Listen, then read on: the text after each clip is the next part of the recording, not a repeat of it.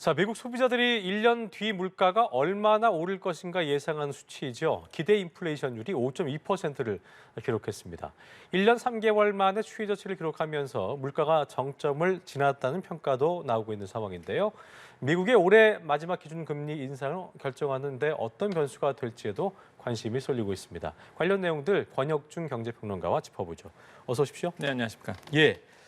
자, 미 연준의 기준금리 결정 내일 모레 이루어지게 되는데 이것을 앞두고 미국 물가가 정점을 찍었다는 관측이 나왔습니다. 소비자 기대 인플레이션이 지난해 8월 이후에 가장 낮은 것으로 확인이 됐는데요. 먼저 관련 내용 정리를 해볼까요? 네. 기대 인플레이션이라고 본다 그러면 미국 소비자들이 1년 동안 향후 물가가 어떻게 될까 이렇게 예상치라고 보시면 되거든요. 그래서 설문조사를 통해서 이루어지게 되는데 이게 왜 중요하냐면 내 월급 빼고 다 오를 거야 이렇게 본다 그러면 당연히 월급 올려달라고 얘기하거든요. 그렇죠. 아무래도 기대 인플레이션은 명목 임금을 이렇게 상승을 시킵니다. 그러면 전반적으로 시스템 자체가 경제 시스템 자체가 물가가 더 높아지게 돼요. 그러다 보니까 사실 이게 이렇게 시그널이 움직여지는데 그래서 이제 기대 인플레이션이 과연 하락할 것인가, 높아질 것인가가 그래서 이제는 경제 주체들에게는 굉장히 예민한 문제였습니다. 소비자 심리도 되게 중요한 거군요. 그럼요. 왜냐하면 한 경제 한 축을 차지하기 때문에 소비자들이 그래서 이제 기대 인플레이션이 과연 어떻게 됐을까라고 봤을 때 이번에 좀 예상보다 좀 하락을 했기 때문에 그래서 이제는 시장에서는 좀 안도를 하고 있다고 보시면 되겠고 실제 지금 기대 인플레이션이 미국에서 5.2% 나왔거든요. 물론 높아요. 물론 이제는 연준에서 저희가 이제 5, 6, 7에 너무 좀 적응이 된 것 같아요. 맞습니다. 그렇지 않나요? 이게 항상 2%를 목표로 하는데 이게 5.2%니까 사실 맞아요. 높긴 높아도 그래도 이제는 좀 하락하다 보니까 이제는 물가 정점을 찍지 않았느냐라는 이제 목소리가 이제 시장에서 나오는 거고요. 사실 그런 이유로 본다 그러면 이제 휘발유라든지 아니면 식료품의 이게 기대 인플레이션이 많이 낮춰졌습니다. 그래서 이런 부분이 전달 대비해서 좀 소폭을 하렸던 부분이 영향을 미쳤고 그래서 임금 상승률 전망치도 그러니까 임금 상승에 대한 전망치도 좀 낮아진 부분이 있었거든요. 그러다 보니까 이제 기대 인플레이션이 이제 우호적으로 좀 변해가고 있다고 생각을 해봅니다. 그래서 또 하나 포인트를 주셔야 되는 게 이제 3년 기대 인플레이션, 그다음 5년 기대 인플레이션인데 이제 3년 기대 인플레이션 봤을 때 3% 정도, 5년 기대 인플레이션이 2.3% 나왔거든요. 그러니까 이런 거 본다 그러면 아직도 갈 길은 멀다. 그러니까 목표치 2%로 가려 그러면 뭐 한 5년 정도 더 기다려야 된다라고 봤기 때문에 아직은 뭐 안심하긴 이르다 이렇게 좀 생각을 해봅니다. 그렇군요. 이게 증시에도 영향을 좀 미치는 미 소비자 물가 지수가 또 오늘 밤에 발표가 됩니다. 일단 뉴욕 증시는 어제는 이제 상승 마감을 한 상황이었고 이게 CPI라는 것이 그렇잖아요. 지난번에도 이제 뭐 증시도 그렇고 뭐 코인 시장도 등락을 막 주도했었고 예상치가 어떻게 지금 잡혀져 있고 그 예상치보다 하회를 해야 더 많이 내려와야 좀 시장엔 좋은 상황인 건데 예상을 좀 해볼까요? 근데 지금 이제 CPI 지수 그러니까 소비자 물가 지수라고 이제 표현을 하죠. 소비자 물가 지수가 지금 11월 달 예상이 7.3% 전망을 하고 있습니다. 그러니까 전달에는 7.7% 상승을 했었거든요. 그러니까 이제 하락을 할 거다라고 보고 있고, 그러니까 시장에서 과연 이제는 이 전망치보다 컨센서스보다 밑으로 나오느냐 위로 나오느냐 이거에 대해서 이제 조심스럽게 관망을 하고 있는 것이죠.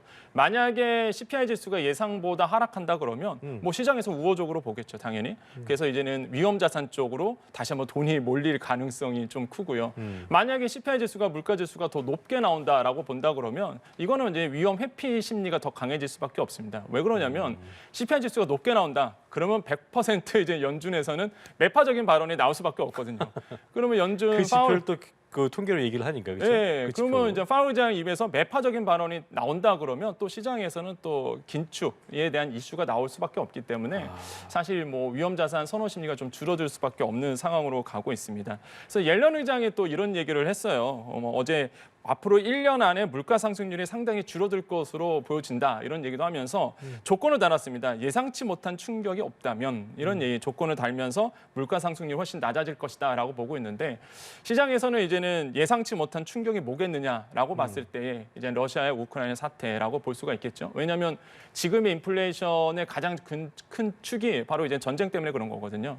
근데 예상보다 전쟁이 너무 길어지다 보니까 사실 공문가 오르죠, 원자재 값 다 오르죠. 그래서 물가가 굉장히 높아진 부분이 있는데 과연 이런 어떤 변수들이 없는 한 인플레이션은 좀 낮아질 수 있다라는 이제는 목소리도 나오고 있습니다. 그게 이제 뭐 주식시장에 영향을 미치기도 했었고 어제 뉴욕 증시는 굉장히 좋았습니다. 1% 이상 오르면서 그러니까요. 뭐 기술주의 나스닥도 마찬가지고 다 올랐는데 우리나라는 지금 영향을 안 받고 있죠. 사실 이제 약보합으로 돌아섰습니다. 그래서 장 초반에는 이제 상승 출발하다가 이제 예상을 깨고 이제 약보합으로 좀 가라앉는 모습들이 지금 보이고 있는데 그만큼 지금 시장에서는 CPI 지수라든지 FOMC의 연준의 그 미국 금리 인상에 대한 부분 이런 부분들에서 이제 관망세 모니터링을 강화하고 있는 분위기가 이제 우리나라 주식시장에서는 좀 영향을 미치고 있다고 생각을 해봅니다. 그렇군요. 어쨌든 그게 오늘 있을 금리 네. 발표, FOMC 내일 모레 있을 발표에 영향을 미칠 텐데 어쨌든 그게 낮게 나오든 높게 나오든 일단 빅스텝 예상되고 있잖아요. 그렇죠. 그게 높게 나온다고 해서 CPI가 더 높게 나온다고 해서 이게 자이언트 가거나 그럴 일은 없지 않습니까? 그렇죠. 그렇습니까? 이제는 네. 거의 뭐 선물 시장에서도요. 지금 0.5% 포인트 정도 이제 높아질 것이다. 빅스텝은 확실한데 거의 가능성이 높은데요. 근데 이제 중요한 거는 과연 매파적인 발언이 파월 의장에서 나올 것이냐 말 것이냐 금리는 0.5로 가지만 그렇죠. 예. 발언이 어떻게 나올 것이냐. 그렇죠. 이제 앞으로의 금리 향배가 되게 중요하거든요. 이번에 FOMC 회의에서 나오는 게 이제 점도표라는 게 나옵니다. 그러니까 연준 위원들이 앞으로의 이제 금리를 어떻게 바라보고 있느냐 이걸 보고서 알 수 있어요. 점도표라는 게. 그러면 지금 시장에서는 지금 미국 금리의 상단을 예상하고 있는 게 5.25? 이 정도 보고 있거든요. 5.25까지 올라갔어요. 예, 지금 상단이 한 5.25까지 보고 있는데, 근데 또 하나의 그 이제 리서치 보고서를 보면은 아니다, 6%도 넘을 수 있다 이런 얘기가 자꾸 나오거든요. 그러다 보니까 이제 이번에 FOMC 회의 때 점도표를 보면은 연준 위원들이 생각하는 금리 인상의 향배가 이제는 나오게 되는 것이고, 근데 이게 이제는 우리 그 시청자들이 왜 알아야 되냐면. 매번 말씀드리지만은 미국 금리 아까도 앵커님 말씀하셨지만 미국 금리의 향배가 고스란히 우리나라의 투자 시장에 영향을 그대로 미칩니다. 맞아요. 그러다 보니까 주식이라든지 코인이라든지 심지어 부동산까지도 지금 이제 영향을 미치죠. 그래서 부동산 투자 업계는요, 과연 언제 금리가 정점 찍고 하락할 것인가, 물론 먼 얘기지만. 이 포인트를 지금 보고 있거든요. 그래서 언제 투자 들어갈 것인가 이런 것도 지금 재고 있는 상황이에요. 그래서 지금 이번에 그 12월에 FOMC 회의 15일 새벽에 현지 시간 우리나라 시간으로 15일 새벽입니다. 그래서 요때 아마 모니터링을 좀 보셔야 되겠다라고 말씀을 드리겠고 예. 안심하기는 좀 이르다라고 좀 말씀을 다시 한번 강조드리는 게 왜 그러냐면 미국에 아까 기대 인플레이션 얘기했잖아요. 근데 렌트 월세는요 줄지가 않았어요. 그래요. 그러니까 기대 인플레이션이 9.8% 나왔거든요. 그러니까 전달 대비해서 좀 비슷하게 나왔고 그다음에 가계 소득 예상도 4.5% 오히려 더 높아졌거든요. 그러니까 사실 이런 기조를 보여주는 근원 물가 지수는 그대로입니다. 그럼 미국도 지금 돈이 좀 말라 있는 상태라고 볼 수 있겠네요. 그렇죠. 돈이 안 돈다는 표현이 정확히 맞을 것 같아요. 그러니까요. 예, 그러다 보니까 사실 지금 상황에서는 좀 안심하기 이르다. 기대 인플레이션이 좀 낮아졌다고 해서 사실 그게 뭐 시장에서 안도하거나 그럴 분위기는 아니다. 왜냐하면 요즘에 기사 읽어보니까 너무 우호적인 얘기만 나오는 거예요. 안도할 수 이런 얘기가 나와서 아직 안도하기 좀 이르다라고 좀 말씀을 드립니다. 그러니까요. 이게 또 증시에도 영향을 줄 텐데 많은 분들이 이제 요즘 그런 거 아까 말씀하신 것처럼 미국 그 주변에도 보면은 그런 뭐 위험성 자산에 투자하는 분들 이제 주식이나 이런 분들 보면은 투자하는 분들 보면 미국의 CPI 지수가 어떤 건지에 대한 궁금증도 높아지고 있고 네네. 이런 것들이 어떤 증시에 영향을 미치게 뭐 연동돼서 영향을 미치게 되는 건데 네. 물론 나와봐야 알겠습니다만 우리 증시도 만약에 오늘 그 CPI가 예상보다 작게 나온다 그러면 훨씬 낮게 훈풍이 좀 불 수는 뭐 그럼요. 장기적 훈풍은 아니지만 날 수는 있겠네요. 그럼요. 이제 지금 주식시장, 그러니까 경제에 어느 정도로 많은 분들이 관심이 있냐면 이제 경제에 전혀 몰랐던 분들도 CPI 지수가 뭐야? 그 CPI 지수가 어떻게 움직여? 이런 거를 막 물어봐요. 그럼 보면서 맞아요. 예. 우리가 보통 주식시장을 표현한다 그러면 주식시장 장에 이제 애를 데리고 온 엄마들이 많아지면 그 고점이다 이런 얘기를 많이 하잖아요. 사실 그런 것처럼 사실 지금 뭐 증시에 본다 그러면 많은 분들이 사실 관심을 갖고 있다 보니까 소비자 CPI 지수에 대한 관점들이 굉장히 높아지고 있다. 근데 이런 점에서 봤을 때 지금의 현재의 CPI 지수가 아까도 말씀드린 것처럼 예상보다 떨어진다 그러면 확실히 훈풍입니다. 그거는 이제 앞으로의 내년도의 금리 향배를 알 수 있는 힌트가 되기 때문에 그 내년도에 이제는 미국 금리에 대한 향배도 알 수 있죠, 미리. 그러면 우리나라의 금통에서 어떻게 움직일까도 예상이 되거든요. 그러다 보니까 마지막에 이번에 있을 FOMC 회의가 그래서 중요성이 더 대두된 거고 우리나라 주식시장이 지금 약보합을 기록한 것도 그거 보고 있거든요. 지금 변동성 장세가 계속적으로 출렁이고 있고 위험성 지수도 높아지고 있고 이런 상황에서 좀 기다려보자, 조금 더 보자 이런 표현을 하고 있거든요. 그래서 아마 오늘 이제 밤이죠. 오늘 이제 밤에 이제는 미국 시장에서 열릴 텐데 이런 CPI 지수가 나오고 그 다음 날 밤에 이제는 FOMC에서 금리 향배가 나오고 이런 시스템으로 가고 있습니다. 그래서 조금 더 기다리시면 아마 내년도의 어떤 경제 흐름을 이제 알 수 있지 않을까 생각을 해봅니다. 예, 제발 좀 끝이 빨리 오기를 네. 기대하는 마음입니다. 자, 그리고 우리나라의 주종목인데 이 수출이 차근 부진해지면서 무역 적자가 14년 만에 적자를 기록했고 규모 또한 연간 역대 최대를 넘어서 사상 처음으로 500억 달러에 달할 수 있다. 이럴 가능성이 제기되고 있는 상황인데요. 빨간불이 들어온 건 참 좋지 않은 상황인데 저희가 또 현실을 직시해야 되기 때문에 네. 어떤 상황인 겁니까? 좋지 않아요. 이게 먼저요. 그러니까 지금 뭐 금리가 고점 찍고 내려온다. 언제 내려올 것이냐. 앞으로 이제 내려올 일만 남았다. 뭐 이런 얘기를 하시는데 사실 그건 이제 미국 얘기고 사실 우리나라는 사실 무역 적자가 지금 심해지고 있는 부분이 있거든요. 지금 차트를 본다 그러면 지난 10일까지 474억 원 정도, 4억 달러죠. 이 정도 이제 적자가 일어났습니다. 그게 보면은 이번 연도 한 500억 달러 적자 일어날 수 있다 이런 얘기가 시장에서 저 나오거든요. 그래프를 봐도 진짜 심각하네요, 되게. 네, 근데 그래프만 봐도 지금 딱 과거에 나오잖아요. 위험했던 때보다도 뭐 두세 배 네. 이상이네요. 그 무역액 대비 적자 비율이 3.3% 이제 높아지고 있는 부분도 있고 지금 보시면 480억 달러 적자 이렇게 보고 있는데 차트 잘 보시면요. 1996년대랑 비교해 보시면 딱 2배 정도 차이가 나거든요. 그때 딱 IMF 터지기 직전이었습니다. 그러니까 그 당시에 이제는 우리나라가 적자였다는 얘기고 그때 이후에 최대 적자 폭을 기록할 것으로 보고 있고 그 차트 또 보시면 2008년도 글로벌 금융위기 보이시잖아요. 이때랑 비교해서도 실제적으로 차이가 많이 나죠. 그러니까 2008년도 글로벌 위기 다음에 처음 있는 적자입니다. 지금 상황으로 본다 그러면. 그러니까 사실 불안하죠. 지금 포인트가 IMF 글로벌 금융위기 2008년도 자꾸 요거랑 이제 매칭이 되다 보니까 무역 적자가 좀 우려스럽다. 그러니까 가계로 생각해 본다 그러면 우리가 이제 우리 가계라고 생각해 본다면 내가 쓴 돈보다 번 돈이 많으면 좋겠죠. 근데 지금 상황에서 딱 반대적인 현상이거든요.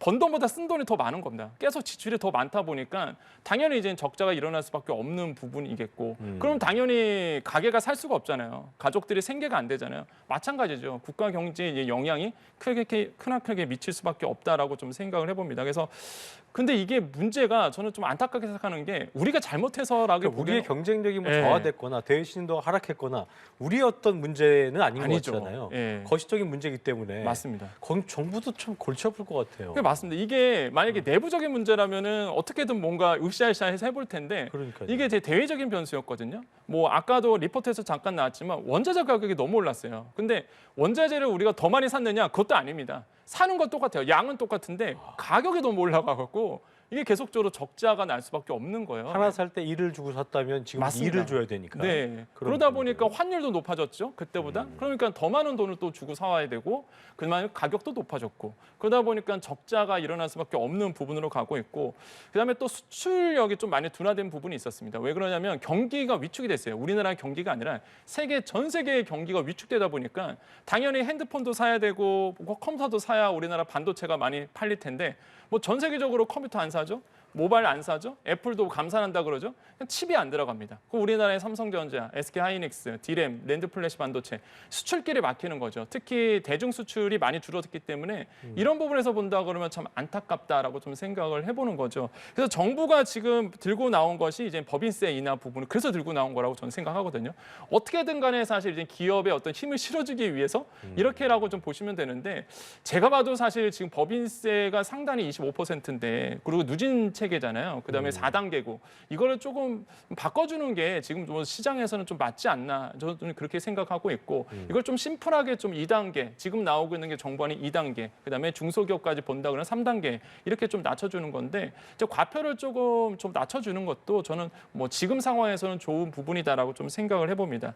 그다음에 뭐 정부는 수출에 걸림돌이 될 수 있는 거는 뭐 제거하겠다 이런 표현도 하고 있다 보니까 뭐 정부도 발빠르게 나서고 있는데 지금 뾰족할 수가 없어요. 전 세계적인 거시지표를 정부가 건들 수 있는 부분이 맞습니다. 아니기 때문에 정부가 지금 뭐 전 세계적으로 돈이 말라 있고 네. 그렇게 지금 딱 막혀 있는 상황에서 사지 않는데 팔 수 없는 노릇이니 맞습니다. 이게 참 문제인 것 같아요. 그래서 이제 정부가 하고자 하는 것들은 다 하려고 하는 모습들을 보여요. 금방도 말씀드렸지만 법인세 인하도 마찬가지고 그다음에 수출 경쟁력을 살려주기 위해서 이제 R&D 투자 금액을 좀 늘려준다는 부분. 그리고 이제 내년도 이제 나와보면 아시겠지만은 아마 그 예산안 차트를 본다 그러면 상반기에 집중적으로 R&D 투자 부분이 좀 많거든요. 그래서 국가 경쟁력을 또 높이고자 하는 부분도 이제 정부가 가지고 나왔다. 그래서 이런 부분에서 이제 내년도의 흐름을 좀 잘 살펴보셔야 되겠다고 말씀을 드립니다. 어쨌든 우리 국민들도 절약과 함께 절약만 또 할 것도 아니고 졸라매면서도 효율적인 소비를 하기 위해서 같이 다 함께 애를 써야 되는 상황이 아닌가 맞습니다. 그런 생각이 드는 상황이네요. 알겠습니다.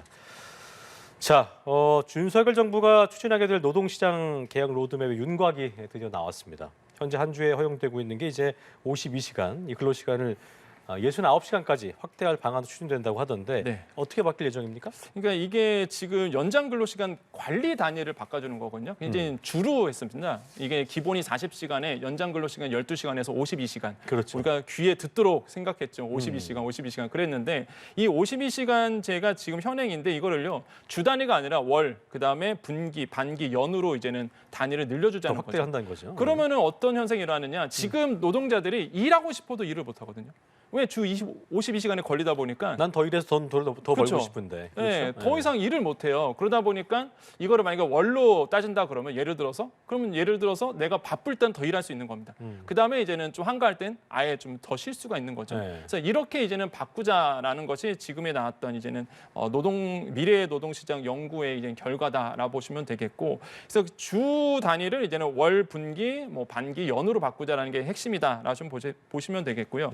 그렇게 된다 그러면 사실 이게 이제는 시간이 69시간 이렇게 나오는데 이게 그 미래노동시장 연구의 연구 결과가 왜 중요하냐면 많은 분들이 그러세요. 이게 무슨 연구에서 나온 자료 가지고 왜 이렇게 호들갑이냐 이런 얘기 하시는데 사실 그렇지는 않습니다. 이게 무게감이 굉장히 있는 게 이게 윤석열 정부 3대 개혁 과정 중에서 세웠던 이제 노동개혁의 한 틀을 여기서 연구를 했거든요. 맡긴 거예요, 여기다가 리서치를. 그래서 여기서 나왔던 자료가 그래서 중요한 거죠. 그러다 보니까 이번에 나왔던 게 이제는 69시간이 이제 나온 거죠. 그래서 이 원래는 사실 이게 주 92시간이었습니다. 왜 따져본다 그러면. 근데 거기서 이제는 너무 많이 노동자들이 혹사당할 수 있다. 그런 그래서 우려가 나오더라고요. 네, 그래서 나왔던 게 이제는 11시간 연속 휴식 부여예요. 그래서 11시간 연속 휴식 부여를 한다 그러면 계산상 이제 69시간이 그래서 이제 나오는 거거든요. 그렇군요. 주. 그래서 그렇게 한다 그러면 제가 봤을 때는 제 시장에서 요구했던 거는 사실 52시간 때문에 노동자들이 일을 더 못하니까 오히려 이제 늘려줄 필요는 있다라는 것에 어느 정도의 좀 긍정적인 시그널은 볼 수 있겠고 다만 노동자들을 위한 어떤 다시 한번의 규제 정책은 좀 나아져야 된다라고 좀 생각을 해보겠습니다. 네, 어쨌든 계속되는 정부의 고민이라는 건 참 좋은 부분인 것 같다는 생각이 네네. 듭니다. 자, 경제 읽기 지금까지 권혁중 경제평론가와 함께했습니다. 오늘 말씀 고맙습니다. 네, 감사합니다. 예.